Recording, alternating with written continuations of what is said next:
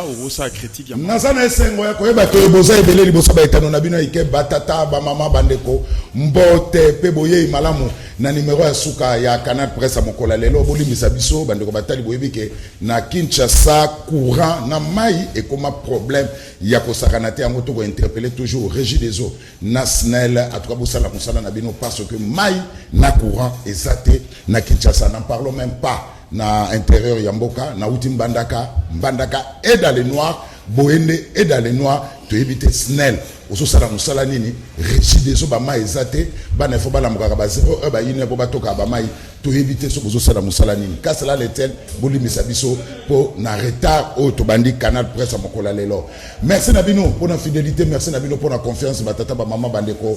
Merci na équipe technique oyo ba idaka biso pour bona na biso banda pour dans de très bonnes conditions. Pour parbo la Freddy Takidi Rodil Wadio lelo c'est ça sous le mboyo muto azabongo na réalisation MCMB ya Mavinga na YouTube gi pour tous les grands maestros na exploitation tala équipe technique oyo ko aider biso pour bona na biso banda pour dans de très très bonnes conditions. Rodil Wadio a ko aider biso pour na ba SMS parce que émission ezabongo interactive. Merci Nabino Boye Malamu na le meilleur championnat na du monde ezabongo championnat Espagne. La Liga a bel et bien commencé. Lionel Messi ça continue à terrain. Bozoba télécommande Bobo Kayango parce que à cet instant ailleurs il y a absolument rien. C'est parti pour les 60 minutes parce que Canal Presse il y a samedi à la 1 heure de temps sous le Mboyo 1 heure de temps 60 minutes de direct. Il y a Canal Presse. Merci pour la fidélité. 4 invités na kati ya plateau lelo bandeko batali na sana esenga ko ya mandeko bonjenga azabongo ya IDPS on apesi mbote mingi mbote ndeko Jules na lesusu na esenga ko ya mandeko Rodrigue Ramazani porte-parole ya Envol parti politique ya honorable Délice Sanga Impong Jakasen Kapitu azana biswa wa ndeko Rodrigue mbote Mbote Ndeko Zulu, merci pour l'invitation. On a profité de l'occasion à repérer Mbote na ba téléspectateurs Barso Bakolanda Biso, pe na ba co-débatteur au Bali na plateau et bongo ya kobeta c'était allié te mokondi a parti en vol. A otaki voyage moko a course ya course jour na niveau ya Kananga et pas wapi ya commune qui na population en Kananga ba sola ki ba problème ya population na bon mesono na mayelo yaye apesa ki ba orientation lo lenge nini et sengeli ko trouver ba solution na ba problème surtout ya gouvernance où ezali ko poser problème na niveau ya province ya Kasai central. Merci Louisa ça va Louisa Binafi le kuna ko bako tarate wane koma royaume ba kitolongo Louisa tomatina ba kasumba mikolo to vandeli penda Kasai Kanang. Donc, territoire situé à plus de 200 km à Kananga. Déjà des tours. Alors, Jimmy Kitenge peut perdre Jimmy Mbote. Mbote Ndeko Zulu, merci pour l'invitation. La toute première fois, on a l'émission Canal Presse samedi. C'est vraiment une particularité et ça a plaisir Makasi. Merci. Alors, petit poisson devenir grand pour que Dieu lui prête vie. Lui France, Azana Bissawa, Bonindeko. Mbote, Jules Boulembe, Naptotondi Nzambe Botondi Ndengo voyage Ozongi. Merci. Naptotondi Penza voyage Bolamu. Merci Naba Congolais Bagolanda Bisso. Nous avons un serment de vérité. Oh, nous sommes en Balelo, ils ont vérité, justice, paix, intégrité. Après, si nous sommes en débattre, on a un mbote. Débat du dé. Voilà. Pour ça, le débat du dé, il n'y a pas de débat de manchin d'individus. Merci. Alors, règle du jeu, nous avons dit France, ça le déjà. Awa, et ça bon Canal Presse, et ça débat d'idées. Canal Presse, et ça bon débat contradictoire. Canal Presse, ça bon émission, ça la analyse. Évitons des attaques personnelles. Évitons Maloba Yamabe, parce que nous avons le bango bandage, j'ai dit, nous avons le bango, c'est ça, nous fumons les bisous mis sous Bela Makasi, donc on attend, nous, dans ce sac, monitoring, bazolanda Canal Presse, donc il faut tout ça là, et l'eau, comme émission, à chaque fois, directrice en programme, na biso, Maman Deo, à chaque fois qu'on répondre dans ce sac, et ça, bon, débat d'idées, analyse, débat contradictoire, bon monde, loba, évitons des attaques personnelles. Abandi, bien ami, ba yoki. Alors Norbanda émission ndenge tolobaki Canal Presse Assemblée ça la rétrospectif. Donc on trouve le débat il y a actualité qui a dominé la semaine ou bien actualité qui ont dominé la semaine. Donc ezane nengwana émission il y a samedi. Alors consultation, faire consultation, ça a dominé la semaine, ils ont la grande actualité sans le FCC, sans Martin Fayilou, sans Adolphe Mouzitou. Ici, il y a la consultation que ça a bon c'est là message il y a chef de l'État le chef de l'État ça bon na Gaberone pour participer à la conférence il y a Sadek. Alors on a banni Nandeko Rodrigue la consultation ici là qui FCC va participer à la bangote le coup la FCC a participé na été na la consultation wana 4 vendredi ndeke to bagala en kota bapaya matono mingi ndeko Zulu omoni tant que Robert Masolo lelo ya consultation ko constater le lengeni ba acteur politique société civile na kanisa ba imbo kanyonso ba welela ki penza ekuke ya présidence pona ko kende likambo ya consultation et ko pesa ngai oyo na vandi liboso na bino porte-parole adjoint à parti en vol ya honorable Sesanga Esengo pourquoi parce que bato bako sanate qu'il y a un moment donné le 11 juillet sous le leadership il y a parti en vol le 11 juillet bisoto chaki déjà mboka na nzela ya masolo ya consensus pambate to remarquaki que ba division qui profonde dans la société sur plusieurs questions qui ko diviser sur le plan sécuritaire sur le plan de réforme électorale mais aussi na makambo tali finance publique to bité mboka ko kende boete sengeli to décider ko sangisa bato Batuba Sangana, il y a 13 personnalités. L'objectif pour nous, c'était de démontrer que il était possible dans un Congo, au-delà de clivage politique, au-delà de Kabwani Nabiso Nakata Makanisia politique, to sangisa ba extrême nyos, to la muka, to la muka, to cash, to en vol, to tchabamo nakata likanisi po to tala ba problème yamboka. Et zali lo lenge moko na likanisi o tata mokonza ke nango ya consultation. Nakanisa simako yamba ba 13 personnalités a constaté que comment ba camp politique nyoso ki kokuta na po ba so la Congo. Donc il est possible to tcha makanisi biso nyoso nzela moko tata mokonza la se consultation.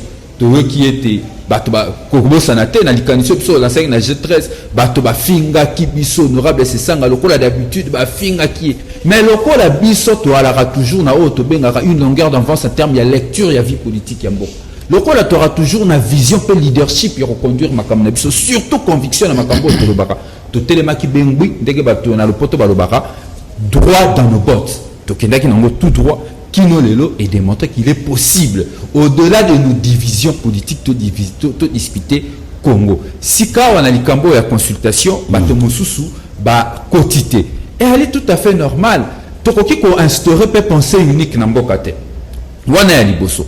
Yami balé consensus et lobby unanimité te. Et ça dit toujours na bato bakozala.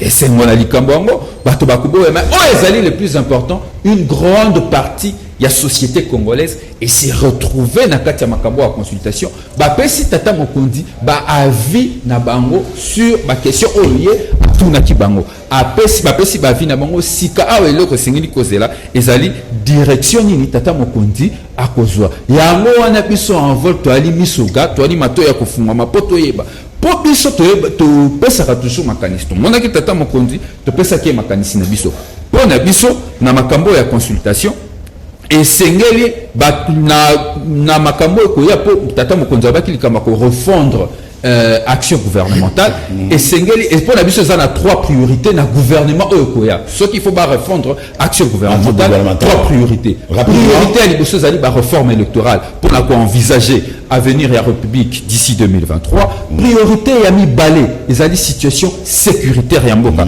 parce que du point de vue sécuritaire les ali catastrophique priorité à Misatu et zali likambo ya assainissement ya finance publique ya mboka pas bateau ko kamusangai personnellement dépassement na ba institution mo ebele mais ba secteur offert à la priorité local agriculture local ba secteur ya développement local na secteur ya local investissement tout comme on a dépassement au contraire ba crédit budgétaire na bango est réduit au alors nous France maintenant le FCC a aussi une élection anticipée ozomona otekesa ndoto ya baba. Non, c'est de l'illettrisme juridique tout simplement.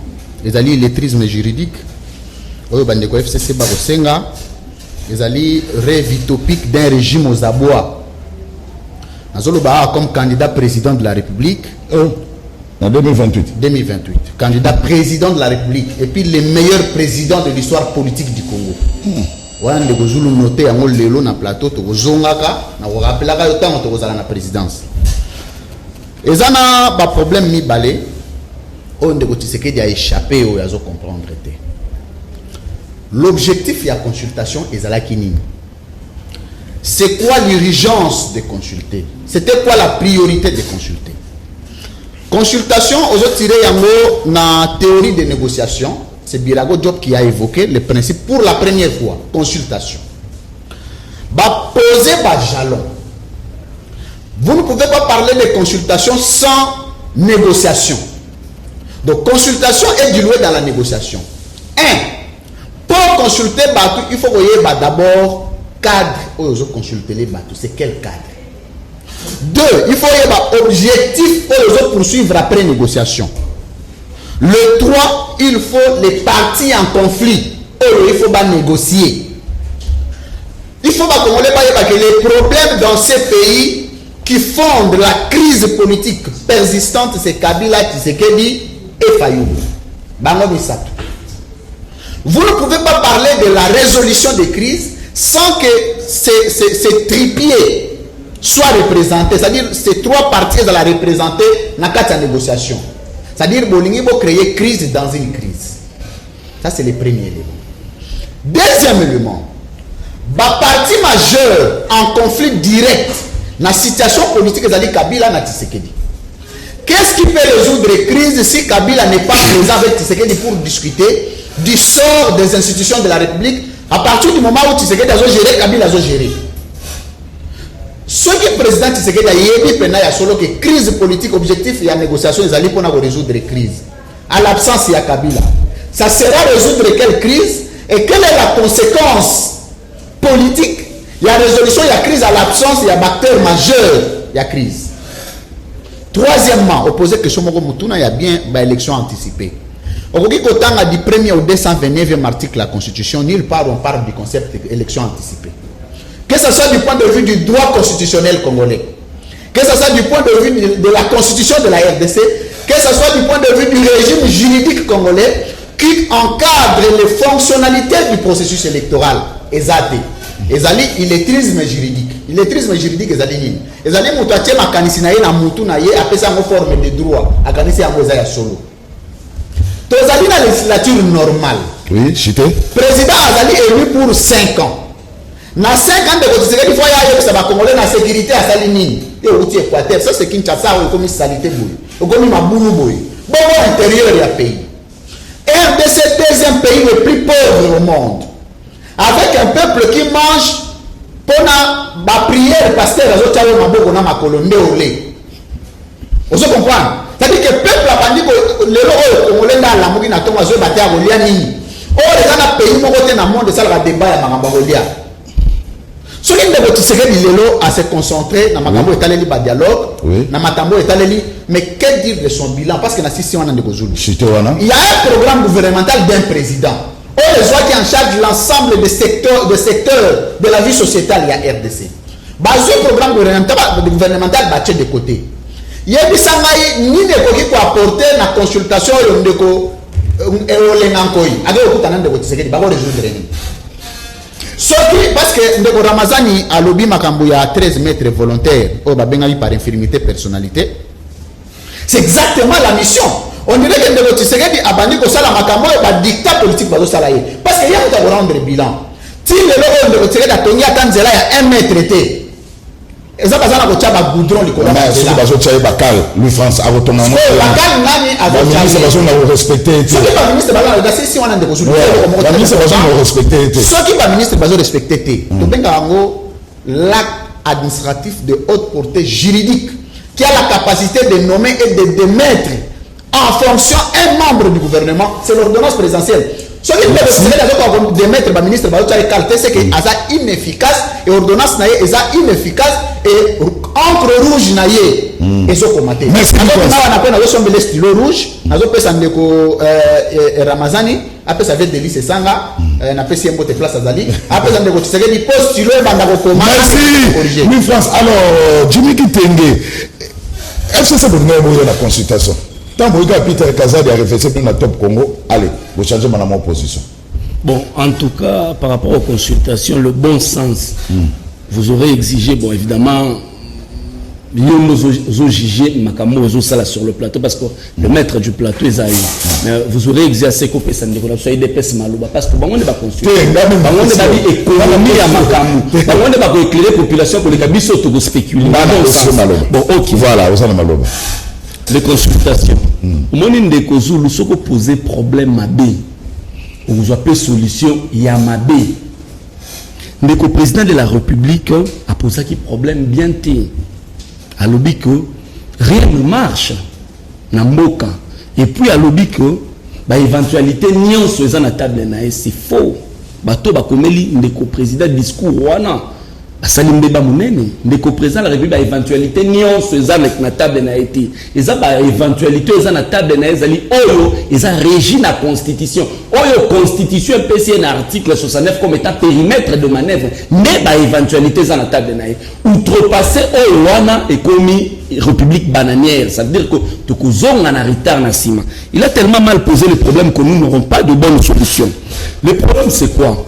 Nous ce y a relevé, c'est la gestion quotidienne de la sécurité. C'est une question aux avis de collaboration entre le président et le gouvernement. Problème il y a la crise c'est peut-être l'élément déclencheur il y a la crise Ndeko Rodrigue Ramazani il est la témoin, juriste de son état, te débattant sur un plateau. L'élément déclencheur, il y a crise des nomination, il y a ça dans la magistrature. Et dites-moi, cette nomination, par rapport à maman Azoteka Foufou, par rapport à l'insécurité aux Zana Est, par rapport à Kobeko, Oyo Bakoti na ville Yanani, Yabounia, par rapport à Ndege Général Kassouma, que Tungisa va Congolais pour n'apport, il y a un masque pendant que les frontières n'a sont perméables et avancer Congolais na Nini. Est-ce que ceux qui les leur consulter, parce qu'il y a un moment qui va juge d'une manière violente qui constitution qui d'une manière tribale à violent un homme qui va juge et avancer comme on l'a dit. Donc il a tellement mal posé le problème. En réalité, le problème c'est le président de la République. C'est lui le problème. Le bon sens lui a exigé, il y a qu'on retirer ordonnance, il y a nomination, tomato kende liboso. Outi koloba awa, lui France a le que non, bah ministre va bloquer tout le lot. Je mets quiconque au défi sur ce plateau et devant mon frère ici qui vient fraîchement de la Talibanie, a expliqué Bissou concrètement le social de la population. Quel est l'acte ou alors quelle est cette réforme que nos amis de la Talibanie nous ont amené à caractère social de la population. Un seul ministre FCC a bloqué Yango. Je vais vous donner des illustrations. On décrète on décrète la gratuité de l'enseignement. Je reprends le propos de Délice Sanga qui aujourd'hui est sous-traité par la Talibanie. Délice Sanga a dit ceci. Cette décision était propagandiste. On a propos, il y a ce Sanga. A dit décision à gratuité de l'enseignement, c'est une décision propagandiste. Mais décision propagandiste, qui trouve de l'argent pour le président appliquer le programme, c'est un ministre FCC scellé à la boule. Président qui n'a pas conseillé, tous ses amis venus de l'Europe, tous ces réfugiés alimentaires, pour aller chercher le foufou en Europe. À qui n'a pas d'institution bretonne, n'a pas de la FMI, bazongata infanté.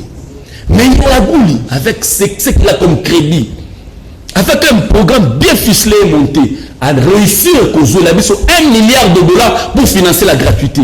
Maintenant, nous parlons de quoi? Mais il y a la quel est le blocage? Il y a la boule, il y a un peu de basketteur, un véhicule. Ndekosulu. Le chef de l'État, mais maintenant 2009, champion à ça en Côte d'Ivoire, Kabila président de la République, Bazouaki ba véhicule. 2016, Tozuna Rwanda, Bazouaki ba véhicule. Et comme on a Fati, c'est bien la boule. Ndekosulu, ba véhicule. Ndekosulu. Bakatsa gebali pour l'hôtel Lenyambokati.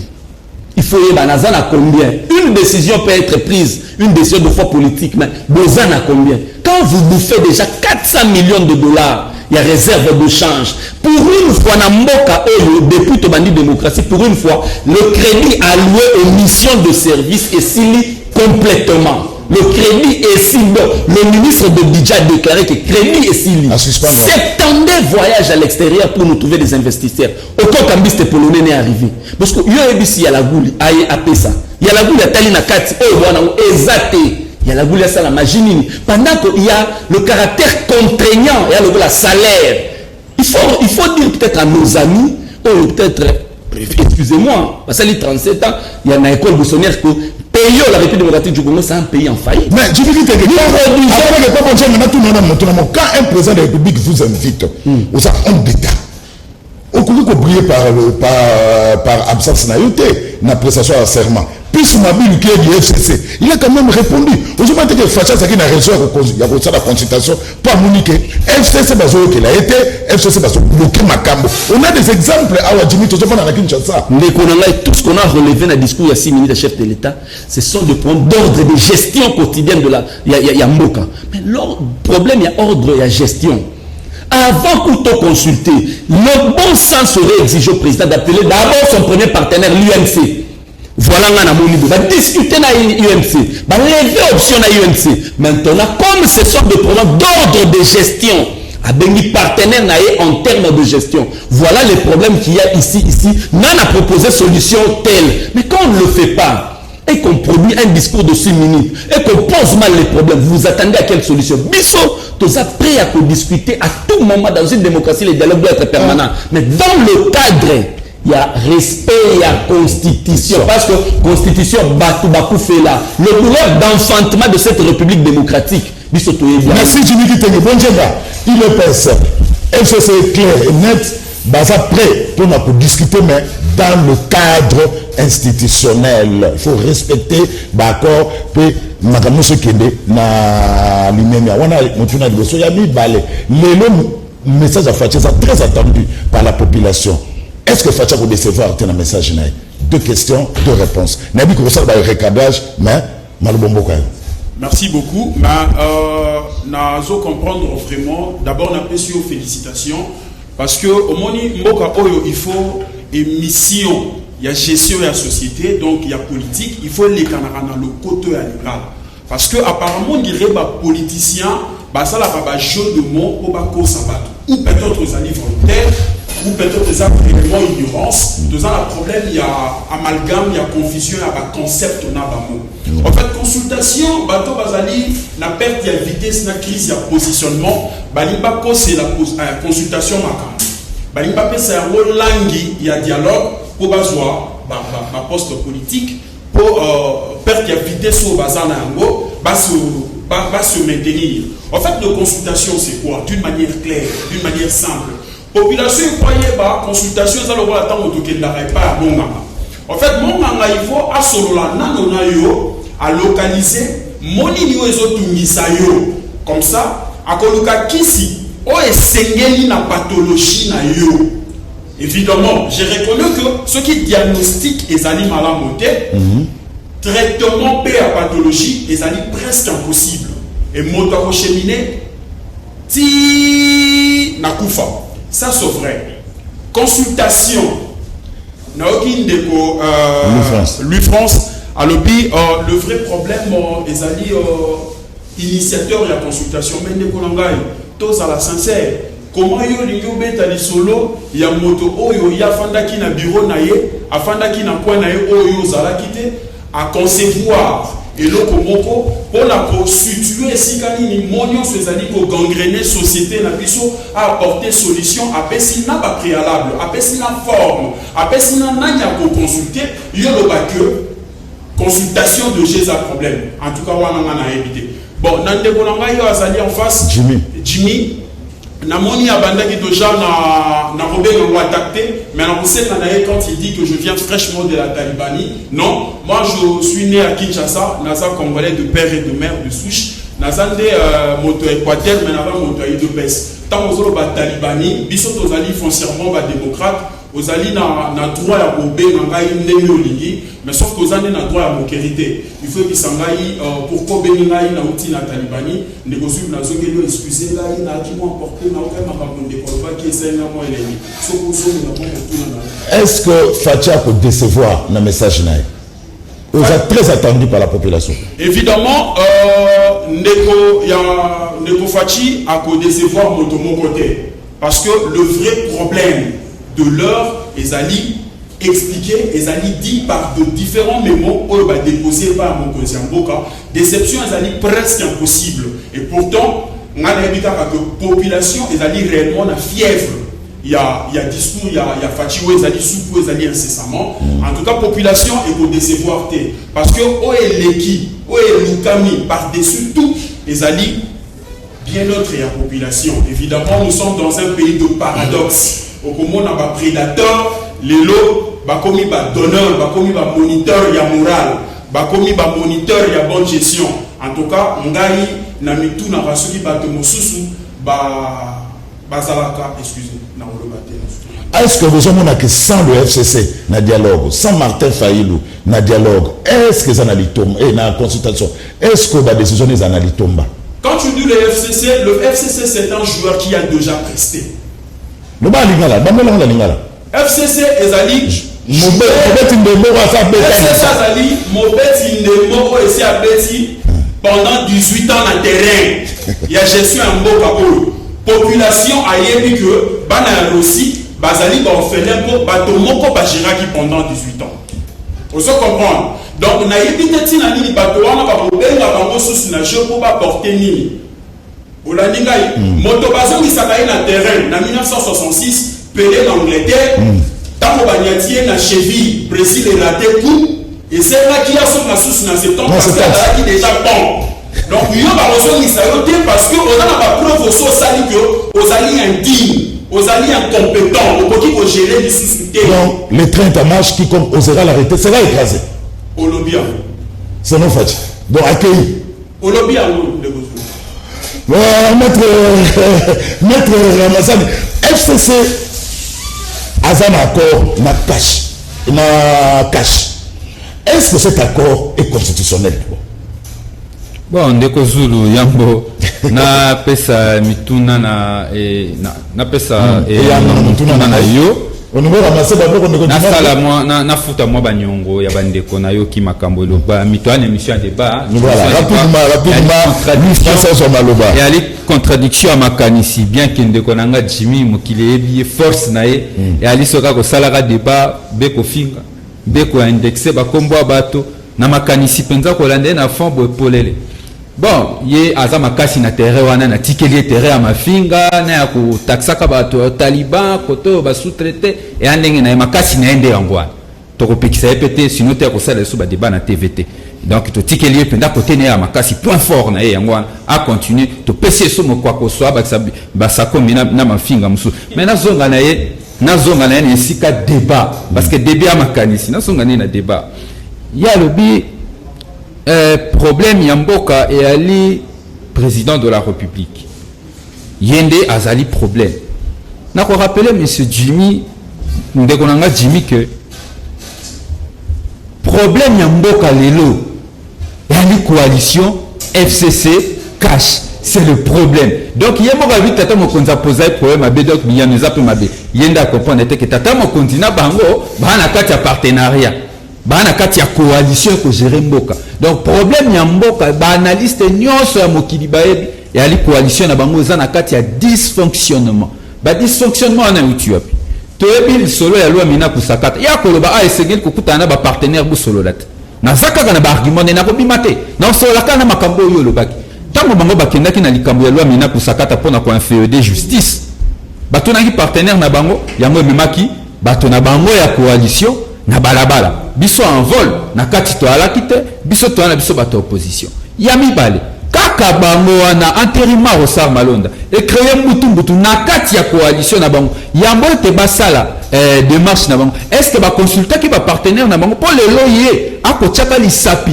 na liso ya baninga alors que bosse ni kolonga na lipotia ki na liso na est-ce que bango pe na cadre wana na cadre ya partenariat na bango ba consulter qui ba partenaire na bango ya cash po te ba sa bango te to entériné malone. En tout cas na o esalamaki na balabala na réplique ya président de la République na présidente ya Assemblée nationale na relega na pesa kapena bat na lokumu na bango po ba débat ya caniveau na nga ko kangote na tika la kamo likolo homme politique comme d'état. Donc président de l'Assemblée nationale a zoki yano et pas président. Et ce qui veut dire que coalition des a problème lilo. Et cette histoire est vraie parce que le gouvernement démontre biso ba incapacité na bango même en termes de mobilisation à recettes. Ministre Yemoko ya finance l'excellence Célé ya la Bouli alobi nini alobi ete ali incapable de leur mobiliser mon solo ya mboka. Ali incapable pas battre ah mon salaire ko salaire mamala mte wana zangaite ya ba propos ya ministre ya finance dysfonctionnement sur le plan sécuritaire. Les mboka na biso ya siéger. Ce que ça siégé ça ka pour le président de la République et allé parce que coalition na bango gouvernementale et ça na kati ya dysfonctionnement total. Faut y en avoir dans biso faut y en avoir dysfonctionnement wana dysfonctionnement et allé faut y a coalition o ekumamina tata mokonzi ekolo na ancien président de France alors il faut un bic rouge yango na zakoya mais biso tango bato bafinga ki biso ba ebisi biso to zwaki position malamu te bo soutenir ki président de la République bo continuer na kati ya coalition te pona nini bino en vol bo na position te bato bafinga ki biso notamment de ko jimito ba sa partenariat na bango ya sika mais babosa na ki ke biso tozali na oyo babengaka une longueur d'avance en termes ya vision yokanga inde kusuki et là boni ni lekaki tango biso to boy nini koza kokota na kati kolanda tata mokonzi ekolo na kati ya coalition na ye to yebaki ke bato baponaki rupture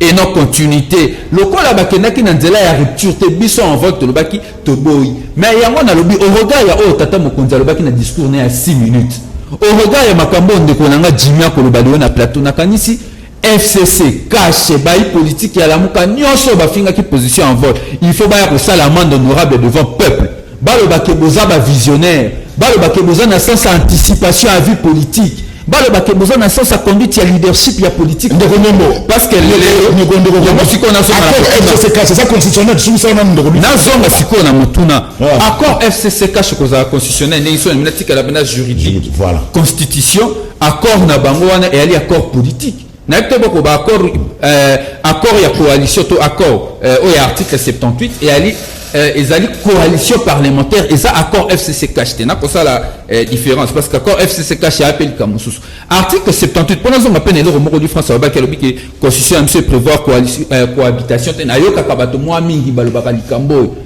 article 78 dans sa lecture stricte parle d'une coalition parlementaire. Et dans une coalition parlementaire, dans le système politique, le président de la République n'est pas obligé d'être membre d'une coalition. Il peut accepter de rester dans une cohabitation et fonctionner. Merci. Alors, déjà. De France, Moutouma. On dit que le président Félix Tshisekedi a eu la base. La majorité a bateau qui consulté, c'est la rupture de la coalition FCC cache. Aujourd'hui, on a que Félix a foncé directement. Il va directement foncer. Nayebi ndeko nangai maître Ramazani, mon ami, mon frère, Moutamayele, mais amba liboso na moni ya bungi. Bala liboso na moni ya bungi, j'ai eu pitié de lui. Celui qui a salé en côté, peut-être représentateur politique et aidé à Bimisamayele na ye. C'est grave cette affirmation.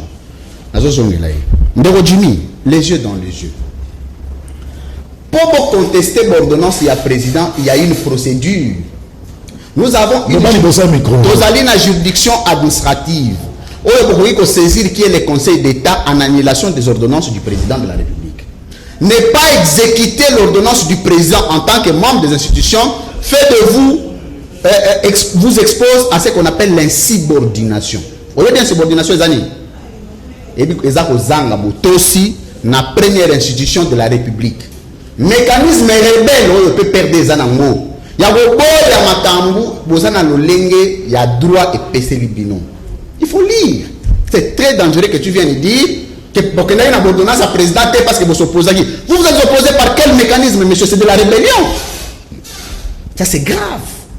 Donc mbala sima yebisa Chadari boy.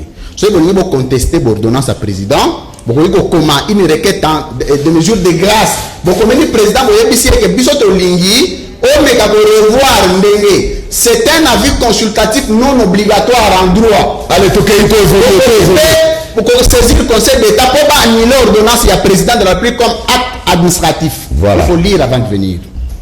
Nazongeli sikoyo ndeko nangai ya IDPS. Mon frère.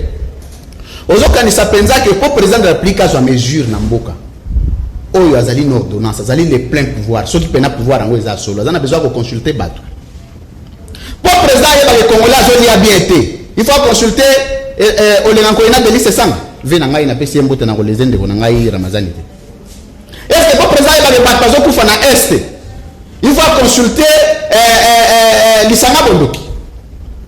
Non, défendez le président avec les arguments, ne défendez pas le président avec les débats qui se passent sur le coin des avenues. Donc, président de la République a besoin de mesures sans recourir à aucune personne parce que l'article 69 de la Constitution fait du président le garant du bon fonctionnement des institutions. Et ce qui institution est déstabilisée, il est le seul garant qui peut prendre des mesures sans recourir à aucune autre institution, bien sûr dans le cadre de la coopération interinstitutionnelle, telle que prescrite par les lois du pays. Ça, il faut lire, il faut les noter. Mon frère Ramazani, et au décevoir. L'article 78, nous allons faire une lecture juridique. Article 78 de la Constitution et prévoir un mécanisme, j'ai écrit dessus un livre, de fonctionnalité mésiologique d'un état de droit. L'article 78 prévoit les mécanismes procéduraux de la fonctionnalité d'une coalition politique. Mais jamais une procédure de la cohabitation, ça n'existe pas. Tu as la Constitution. Tu me donnes une seule disposition. Au PSNA, disposition moko. Il y a Constitution en Bokanabiso. Cité concept cohabitation. Dans un plateau, je jure, je ne ferai plus des émissions politiques.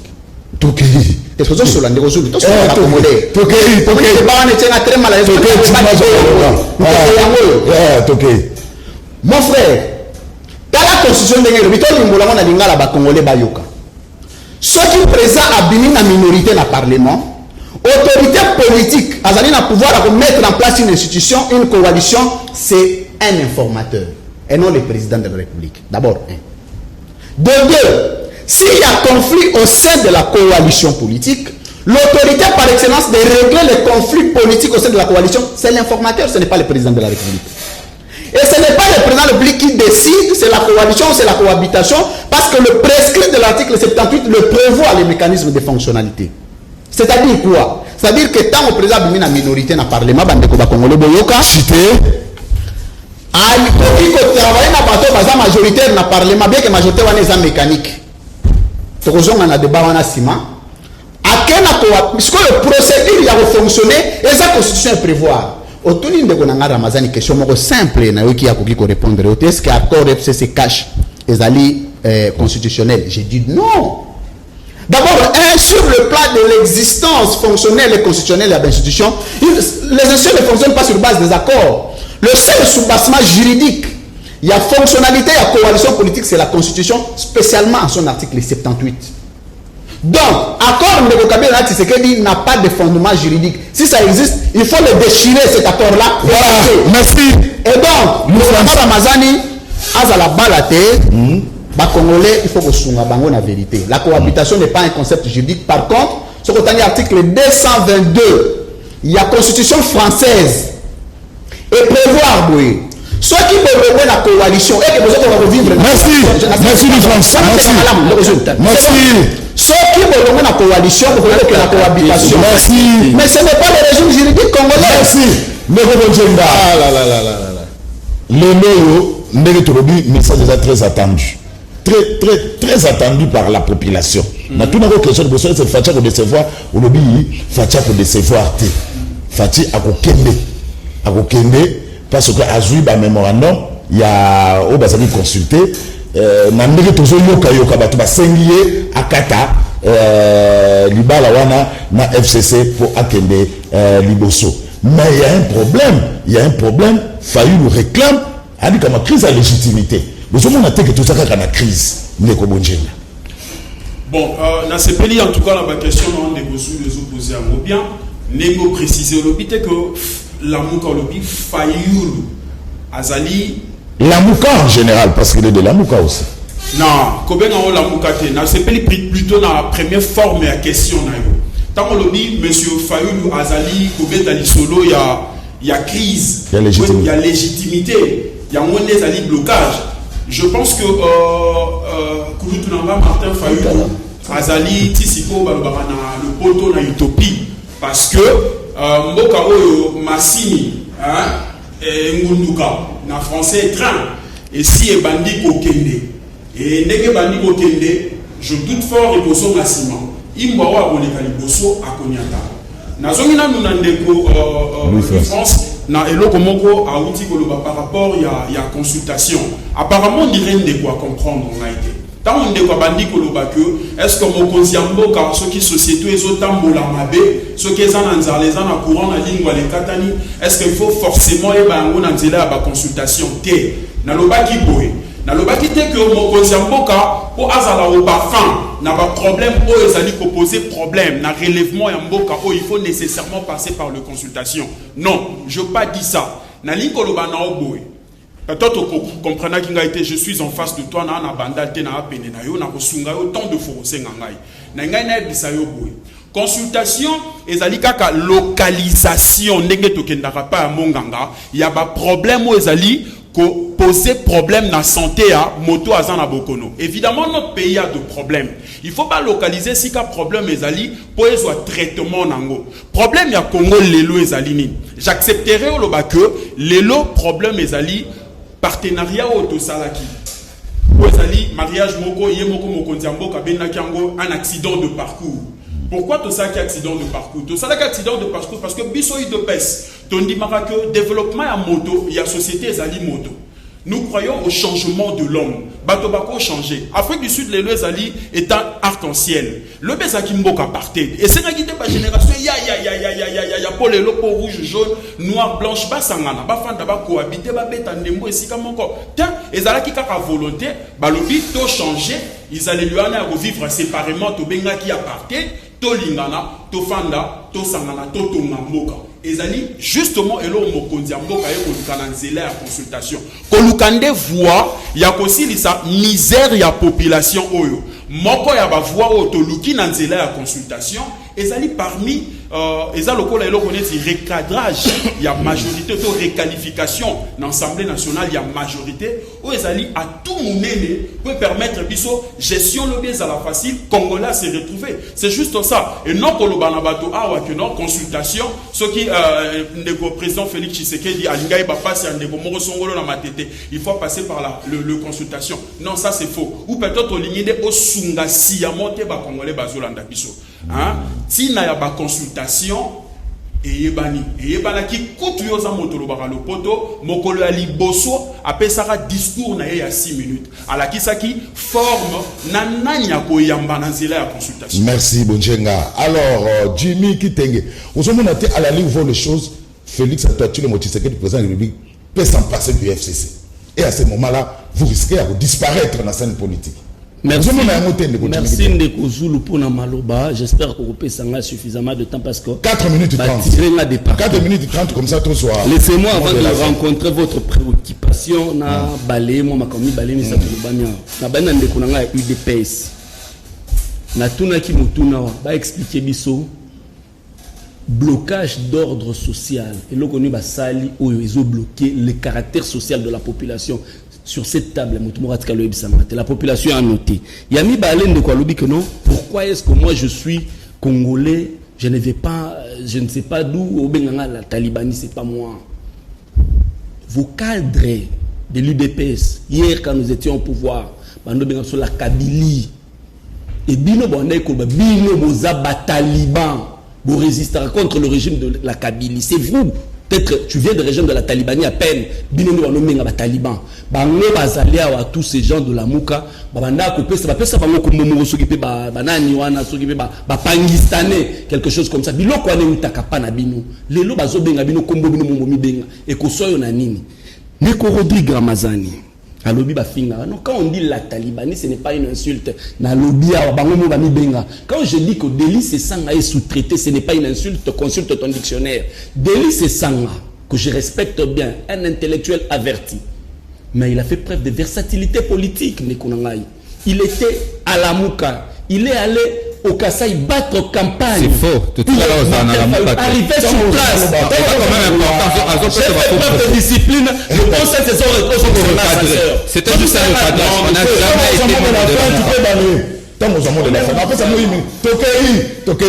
Denis Sanga est allé pour battre campagne de Fayoulou. Arrivé sur le terrain, il s'est rendu compte que la réalité était tout autre. À ça là, changement à 190 degrés à Kima Fayoulou, la bataille campagne pour la Félix Tshisekedi. Arrivé sur place, Naïté, chez Bossolo, il a dit que la décision, c'est que tu ne m'as pas contredit. La décision de la gratuité de l'enseignement était une décision propagandiste. Et puis plus loin, lui, France Aliawa, il a été sous-traité. Cette décision, il y a pour ça, là, dialogue ou concertation. Ils ont été sous-traités par les officines impérialistes. Avec l'égide du palais de la nation. Le Rossi Moukendion sont morts. Monsieur, le général Kaïmbe est mort. Tilelo, lettre morte. Le juge Yanni est mort. Tilelo, lettre morte. Vous avez fait une marche ici, en pleine Nani, état d'urgence. Il y a eu 4 morts du côté de l'IDPS, Boussaka, Bonan, Bolapida, Peba policier. Vous avez même demandé à Kankonde de démissionner. Mais ne faites pas de leçons pendant que Bino récemment vous êtes en train de tuer. Tant qu'il n'est plus loin. Chité. Et puis, Ndeko Rodrigue Aloba qui m'a mobilisation recette scellée à la Gouli a dit. Quand vous êtes en train d'entretenir une instabilité politique, quand tu sois capable de prendre frontière à l'Ibosoko Tambo, et que tu sois capable base bilan à UDPS prendre en otage, vous attendez à quelle mobilisation de recettes? Vous vous attendez à quelle mobilisation de recettes? Louis France Kouziki, ça ne m'a pas bien suivi. J'ai parlé, je n'ai lobité. L'élément déclencheur de la crise, les alibas ordonnance, contestation ordonnance, j'ai parlé de l'élément déclencheur. Il faut prendre le temps. Il y a Kolanda. Et puis il a parlé de la majorité mécanique. Mais lui, François, on est dans quelle planète finalement? Nous sommes dans quelle planète? Quand tu sais reconnaître le président de la République, n'a pas prérogative pendant que les élections ont produit et les présidents et les députés, et qu'ils ont craché sur les députés en reconnaissant les présidents. Finalement, il y a droit au bas. Tous ceux comprennent. L'autre, tu as chuté le mois mouké. 5 secondes. Alors, tu dis que non. La minute oyo, président Bengagi po yo kabatu. Ayo kamakamuzo le kapasi par là. Je rassure à mon ami, c'est peut-être l'effet d'avoir passé 37 ans à faire l'école buissonnière, de vous maîtriser les ABC de la gestion. Le président, c'est l'homme le mieux informé de la République démocratique du Congo. Parce que c'est lui qui patronne le service. C'est pourquoi sur ce qui quand les services arrivent, la primauté, la primaire de l'information réserve à l'autorité suprême du pays. On ne trouve pas finalement sur ce plateau. Revenons sur terre, mon frère. Merci. Au président, il y a une question, on a de la fin. Il fallait pas est-ce que vous avez de Félix Azo Kende? Zulu. Vous risquez de disparaître. Zulu. Nous sommes biso na autre bangwa. Biso te dit douleur et enfantement. Pas si à moi sur abotaka mwana. Biso ne to boti ba institution oyo to tie démocratie na mboka. Le président de la République a outrepassé la Constitution parce qu'il est président proportionnellement à cette Constitution. Merci Jimmy. À respecter la Constitution, je ne vois pas pas de cohabitation, pas de coalition. Je ne vois pas quelle est le manœuvre pour nous faire disparaître de par la Constitution. Exacté. Merci Jimmy. Il nous reste 10 minutes. On passe à 2 minutes à chacun. Rodi Loua de Elanga, message déjà. Mot de la fin, sorti à crise. Maître Rodrigue Ramazan, il y a un vol. 2 minutes. Merci Ndeko Zulu. Avant que moi bango. 2 minutes. Na robanda na Jimmy Simana rozonga na makambo ya Louis France na makambo article 70. 2 minutes na rozongela yango. Ndeko Jimmy a lobby décision à gratuité. Oui. Te lobby te biso en vol le fait qu'il y a reconnu la consultation. De renier ma position politique dans biso to zote to lobaki effectivement que gratuité de l'enseignement et ali décision propagandiste et zoaki ba mesure et sengela qui était pour que lelo concrétisation politique. La preuve, gratuité de l'enseignement, de parents, bazongen ko futa Minerval. Et ça, politique, il y a coalition, politique, il y a majorité. Deuxième chose, Tolobaka Wanate, yo suki ka wana Toloba Marampe Bele, Toloba Maramba 100 jours, to critiquer, tozo confirmer que programme à 100 jours est ambitieux malamute. Yo quand si le roi a tous position, le long début en vol, to se réunir dans la posture.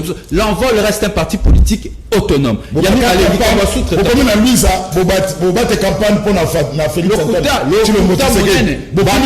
Masolo ya politique ya Congo bako se souvenir na déclaration ya honorable Sesanga après Makambo à Genève avant même l'élection. Honorable Sesanga c'est que tous les partis politiques tous les partis prenantes bazonga au bon sentiment. Position na biso pour soutenir Félix Tshisekedi Izaki rationnel parce que pour nous l'alternance n'allait pas venir par la voie de Fayou. Et aujourd'hui, une fois de plus, on a eu le sens de l'anticipation politique, alternance politique, Ozaki Bitumba rassemblement, et qui n'a dit à Félix Tshisekedi. Et ça coûte peut-être au coma qui n'a lu à tos oppositions politiques, Nabiso, ou Takala, Tozala, Batoala Mukate, Totikala, Kozala Nakata la Mukate. Pour la membre à la Muka, il faut aussi. Tant que quand Makamousem na Genève, Biso tout au long la Muka avant Félix Tshisekedi. Donc, on les a pas de France quand même est important. Bon, à une makasi na ba terre malobi na bungi, mais ndekolu France a bosani ka koti ndiba parce que a ko analyser droit kaka na kati source moko ya droit. Pour na ye droit ce qui be droit constitutionnel ce qui be na constitution. Or, na kati source à droit, toi na ba source belé, toi pe na doctrine. Ce qui loi lobi angote aye ba ke na cadre ya droit constitutionnel, la cohabitation est reconnue et zali coexistence entre deux institutions, président de la République et institution gouvernement, ezali a priori antagonistes. Ce qui va commis à niveau wana premier ministre wa kobimanakati ya majorité wana. Ce qui azali na obédience ya président de la République ezali nakati ya cohabitation, ezali coexister, bazo vana sika moko président de la République azo garder ba prérogatif na ye. Premier ministre paix, na gouvernement, ba ko garder, ba prérogatif na bango, et ali cohabitation. Article 78 ya constitution na biso, et kolobela makamomi bale ya liboso. Na linéa liboso a kolobela, majorité constatée, ce qui liste électorale, moko a eu plus de 251 députés. Wana tembealité, président de la République, les partis, famille politique, n'a été obligé, il y a consulté Batouana pour abimisa, premier ministre. Yami bale, ce qui majorité en réalité, il faut président de la République a nommé informateur pour qu'informateur a décelé coalition nakati, il y a nakati ensemble, il y a souka pona souki ça. Na pour rappeler de connu France que la compétence est attribution. Na yo qui est dans droit public, na yo qui a le bien ok informateur ndazali na capacité à ba compétence ya ko gérer ba conflit na kati ya coalition. Et aller compétence aux constitution et PCT, attirer compétence wana wapi. Ya mwana lobide a kotinde ndiba. Lui faut se continuer débat. 2 minutes lui faut ça lui faut 2 minutes. Le Ramazan na yebisa ki yesoko bimisi concept cohabitation na constitution congolaise na procédure nango na tiki ko sala bémission. O menda zo baluka. Au analyser les droits na source ozo analyser science juridique na source encore. Et monsieur Simona yangwana Robi loi de message. L'éthique de débat voudrait que quand l'un parle que l'autre se taise. Donc je fais preuve. C'est un débat contradictoire, ne vous en faites pas. Non, c'est un débat contradictoire. Non, ce n'est pas la chorale. Le débat est une théorie en philosophie. 2 minutes. 2 minutes. Neko, tala bobungi na yo aliboso. On ne recourt à la doctrine que quand la loi est obscure. S'il vous plaît, il ne faut pas venir tromper les gens, mon cher. Je te connais un homme intelligent. Non, le pas là. Ba recours à la source parce que loi est la source de droit par excellence. Beaucoup recourir à la doctrine sur une loi est obscure. Mais si la loi est claire, tu n'as pas besoin d'interpréter. Oh bon Dieu, ça c'est quel droit, mon cher ami. Deuxièmement, Mani va bénir autorité politique. Il faut lire. Vous avez la constitution, mais vous ne prenez pas soin de la lire. C'est qui l'informateur? On l'appelle autorité politique. Pourquoi elle est autorité politique? Parce que c'est elle qui a la gestion de la coalition dans sa main. Ce n'est pas le président qui gère la coalition. Non, c'est l'informateur. C'est comme ça qu'on l'appelle autorité politique. Ce sont des petites notions. Il faut savoir interpréter cette disposition. Troisièmement, mais l'informateur n'a qu'une mission de 30 jours. Hein. Excusez-moi. Renouvelable. 30 jours renouvelable. Ok, Yasuka. Excusez-moi. Excusez-moi.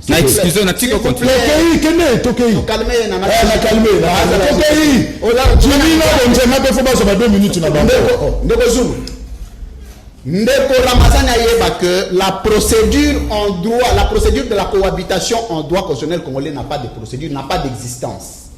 Sauf sur une proposition sur la révision de l'article 78 a incorporé, a intégré le concept de cohabitation et sa procédure dans le Parlement. Nous allons en discuter. Ça c'est la France, mon cher ami. C'est l'article 222 de la Constitution française. Je te connais un homme intelligent, mais tu es tellement égaré, j'en regrette infiniment. Alobi, Ndeko Jimmy Awalobagabi, reconnaître les présidents n'est pas reconnaître les députés.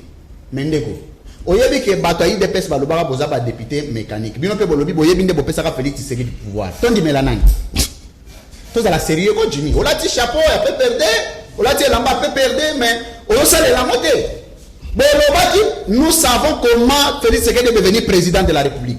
Bato ayi depes balobi c'est un parlement mécanique parce que ce sont des députés nommés. Qui dit vrai? Vous êtes en coalition.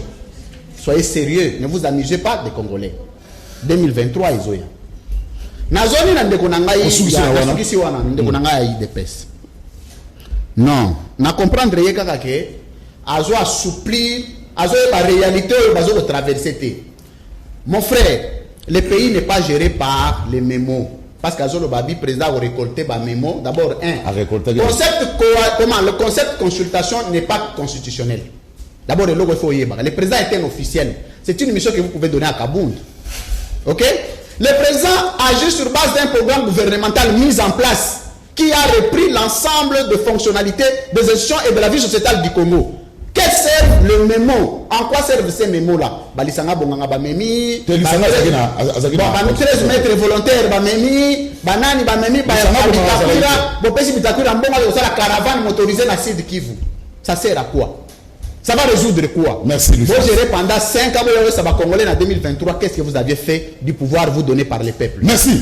Nous avons 1 minute pour le mot de l'affaire, puis 30 secondes pour le meeting. Il y a lobby dans ma télé. Na répondre. Non, 1 minute. Sans répondre aux autres. Na répondre Ndeko Nangai. Jimmy. Ndeko Jimmy, soyons sérieux. Biso IDPS, nous sommes un parti sérieux.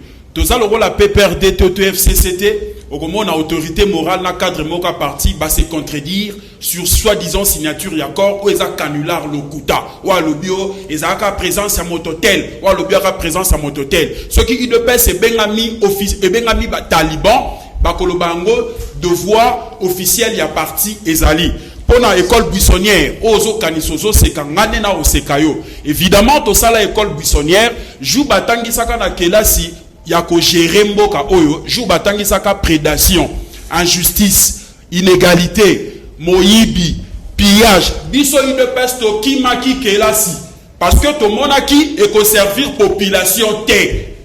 Okinga de Jimmy, bino tango boko beta une expérience ya IDPS, bozali ata na sonité parce que biso depuis 60 tilelo gratuité enseignement ezalaki lettre morte na constitution na biso nde toti yango en pratique na ba jobo ko saka na kuku pour lelo moboti aza déjà na misère afuta lisusu pour fragiliser état de droit ezali impossible.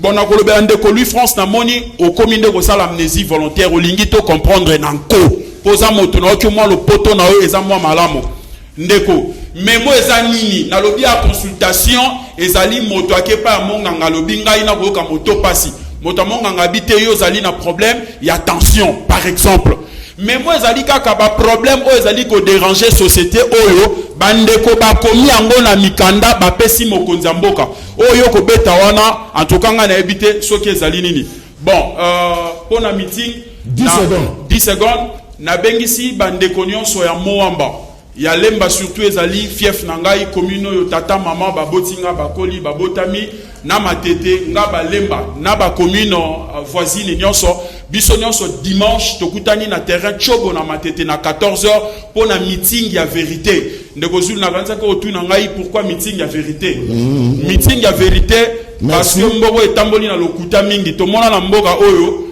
mama botama na 27 moi na 30 aboti merci donc vérité rendez-vous demain na matin merci rendez-vous à 14h bisonio sur la terrain chobo il faut vérité tala accord tout le monde a raté tala ki sabi soit tabo voilà 2 minutes mot de la fin to tangi ba message émission Sili Ndeko Zulu merci pour na motuna Ndeko toyaki osala débat ya ba accord je sais que bon il nous amène des débats où on va s'aller sous le bois. Mais à Ouatouza, dans un plateau qu'on respecte. Des débats, des accords, il n'y en a pas ici. Si je dois te parler des accords, vous avez trahi les accords de Ibiza, vous avez trahi les accords de Genval, vous avez trahi les accords de Genève, vous avez trahi les accords de Nairobi. Aujourd'hui, Vital Kamerhe se retrouve en prison, sa famille humiliée. Vous avez trahi les accords même pris avec Dieu, ici au stade de martyr. Tant que vous consacrez Kimboka Nanzambe, et puis au lendemain, vous nommez un représentant, quelqu'un qui est diamétralement opposé de Dieu. Nous ne sommes pas venus ici parler des accords. Alors, il y a UDPS, effectivement, Bissotoko Tarana désordre. Tu as oublié les propos de Kabouya. Kabila, Talia, Bimoutounia a coupé sa pouvoir. Ce n'est pas de moi. C'était sur le roi. À l'imiter. Kabila, Talia a coupé sa nani à Pessi. Ce n'était pas de moi, monsieur. Quand on dit que vous ne maîtrisez pas le méandre de la gestion, vous avez oublié Kabound ici, sur Top Congo, il a mordu la poussière en disant que Congrès utilise qu'à 7 millions de dollars. On l'a appelé pour prouver. Mais il a pris la poudre de Scapette. Et c'est la preuve même. Il y a école buissonnière. Quand vous arrivez dans une présidence où un budget exercice 2018-2019, ils avaient déjà voté, où le cabinet du président avait 400 membres, mais vous salez 1100 membres, avec 110 personnes au rang de ministre. Ça prouve à suffisance que vous ne maîtrisez pas les méandres de la gestion. Rodrigue Ramazen vient de parler du programme de 100 jours. Nulle part dans la constitution de notre pays, il est dit que le président a un programme il y a 100 jours. Le programme est celui du gouvernement, il est validé au Parlement. Mais vous avez présenté un programme dans la rue sous le bois, à l'échange de limité. Ça prouve à suffisance que vous avez passé 37 ans à faire l'école buissonnière. Merci, s'il vous plaît. Merci, Jimmy. Les exemples sont les gens. Merci, Jimmy. Bon message. Négocier une consultation avec Batuloko là. T'es na otanga Batouanate. Na otanga te.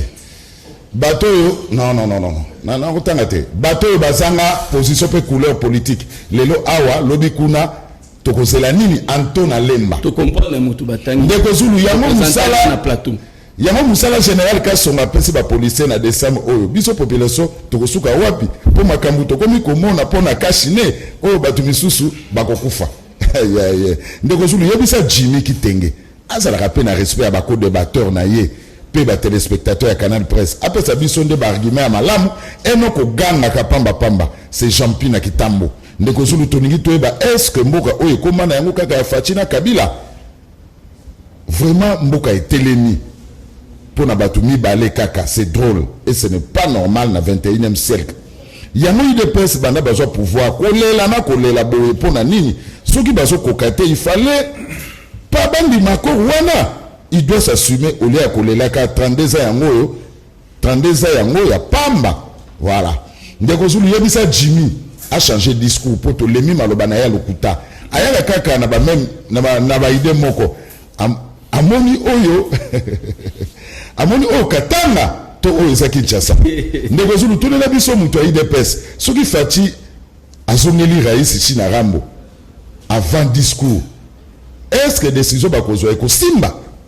Ndeko Zulu biso na mokali police sur l'avenue Njoli kaka série ya liboma ba police balobi mbongo ya fête na bango eza epai na biso population na ndenge nini général Kasonga na msala ndeko Jimmy ayeba Congo eza afdel te atika discours stérile wana ndeko Zulu yango Jimmy te ona otanga te ona otanga te wana za vie privée na ye na otanga te wana zo uta fraîchement babi bon yo za la démocrate babi faut que ndaka musala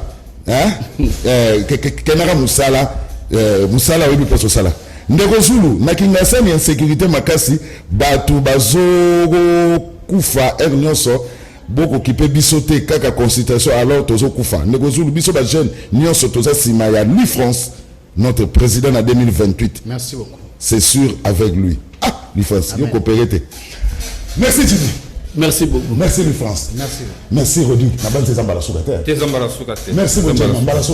Merci beaucoup.